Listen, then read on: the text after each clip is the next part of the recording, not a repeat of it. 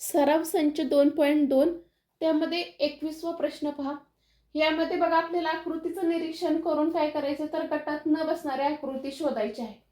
तर या आकृतीचं निरीक्षण केल्यानंतर आपल्या काय लक्षात येत आहे तर आकृतीचा जो क्रम आहे तो कसा आहे, वर्तुळ आहे, त्याच्यानंतर वजा चिन्ह आहे, त्याच्यानंतर बेरजेचं चिन्ह आहे आणि त्याच्यानंतर गुणाकाराचं चिन्ह आहे.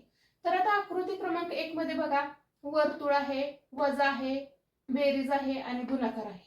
आकृती क्रमांक 2 मध्ये बघा वर्तुळ आहे, वजा आहे, बेरीज आहे आणि गुणाकार आहे. आकृती क्रमांक 3 मध्ये वर्तुळ आणि या वर्तुळानंतर वजा चिन्ह पाहिजे होतं. म्हणजे अशा पद्धतीने क्रम पाहिजे होता, पण हा क्रम कसा आहे तर उलटा क्रम आहे. बघा या ठिकाणी वर्तुळ आहे, इथं वजा आहे, इथं बेरीज आहे, गुणाकार आहे. पण आपल्याला हा क्रम कसा पाहिजे, असा पाहिजे वर्तुळ या ठिकाणी वजा, त्याच्यानंतर बेरीज आणि या ठिकाणी गुणाकार. म्हणून गटात न बसणारी जी आकृती आहे ती पर्याय क्रमांक 3 आहे. तरी देखील आपण पुढचा पर्याय पाहूया. या ठिकाणी पण बघा वर्तुळ, वजा, बेरीज आणि गुणाकार असा क्रम आहे.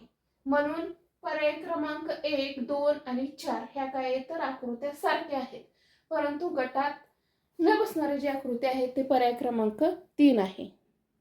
प्रश्न क्रमांक 22 बघा.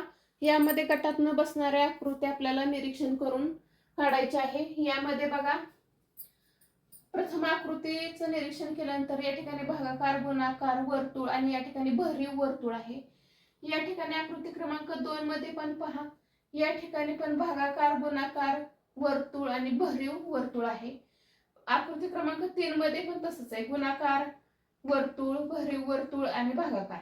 परंतु आकृती क्रमांक 4 ही गटात न बसणारी आकृती आहे. कारण बघा या ठिकाणी सगळीकडे भागाकाराचे चिन्ह आहे, पण या ठिकाणी कशाचे चिन्ह दिलेले आहे तर वजाचे चिन्ह दिलेले आहे.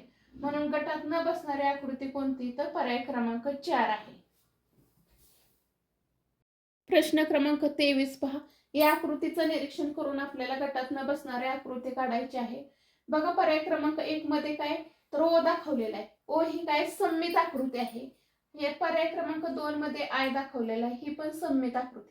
पर्याय क्रमांक 3 सी दाखवलेला आहे. सी हे काय तर सममित आकृती नाही. सममित आकृती म्हणजे काय, जर हेच पान आहे असं फोल्ड केलं त्या आकृतीवरती ठेवलं तर ती आकृती ह्या आकृतीशी तंतोतंत जुळते, याला सममित आकृती असे म्हणतात. पण सी हे जर पेज आपण फोल्ड केलं तर सीचं जे अक्षर आहे ते या सीला काय होणार नाही, जुळणार नाही. म्हणून ही तंतोतंत आकृती नाही, म्हणजे सममित आकृती नाही. आकृती पर्याय क्रमांक 4 बघा यश दिलेला आहे. यश पण कसली आकृती, सममित आकृती आहे.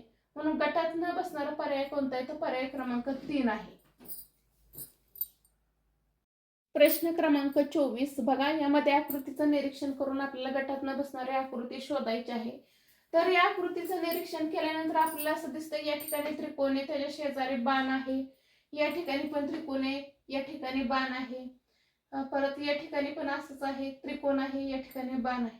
परंतु आकृती क्रमांक 4चं जर निरीक्षण केलं तर आपल्या अशा लक्षात येते की प्रत्येक ठिकाणी बाण आहे, या ठिकाणी आडवी रेषे, पण आकृती क्रमांक 4 मध्ये अशा पद्धतीने काय केलेलं आहे तर रेष ओढलेली.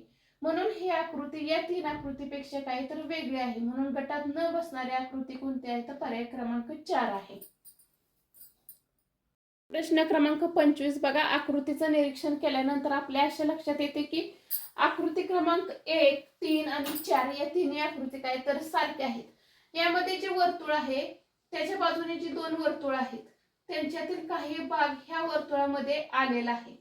परंतु आकृती क्रमांक 2चं निरीक्षण केल्यानंतर तिन्ही वर्तुळांची काय झालेली तर अतिशय जवळीकता साधलेली आहे. म्हणून गटात न बसणारा पर्याय क्रमांक कोणता आहे तर 2 आहे.